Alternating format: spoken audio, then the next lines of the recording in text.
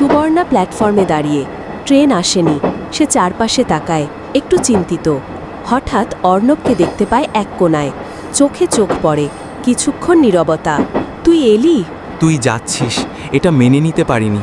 সময়, ফ্ল্যাশব্যাক, দিনের আলো। Location, college library, coffee shop, ছাদে বৃষ্টি। প্রথম দেখা, সুবর্ণার বই পড়ে যাওয়া, অর্ণব বই তুলে দেয়।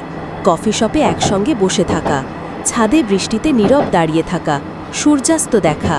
তুই কবিতা পড়তি, আমি তোর চোখ পড়তাম। সময়, বর্তমান, সন্ধ্যা। Location, train platform. ট্রেনের হুইসেল বাজছে। সুবর্ণা চোখের জল চাপিয়ে ব্যাগটা তুলে নেয়। অর্ণব এগিয়ে এসে হাত ছুঁয়ে বলে, তুই থাকিস, না পারিস কথা দে, ফিরবি। যদি ভাগ্যে থাকিস তুই পাবি আমায় ঠিক এই জায়গায়। একই স্টেশন, সন্ধ্যা ও বৃষ্টি। Location, train station. অর্ণব ছাতা ছাড়া ভিজে বসে আছে পুরনো বেঞ্চে। হঠাৎ তার সামনে ছাতা হাতে সুবর্ণা দাঁড়িয়ে চুপচাপ হাসে। তুই বলেছিলি অপেক্ষা করবি, আমি এসেছি। অর্ণব, এই স্টেশন কখনো মিথ্যে বলে না। সময়, রাত 12টা। স্টেশন থেকে রাস্তায় বেরিয়ে যাওয়া। দুজনে ধীরে হাঁটছে, একই ছাতার নিচে। স্টেশনের আলো তাদের ছায়া ফেলে রেল লাইনে।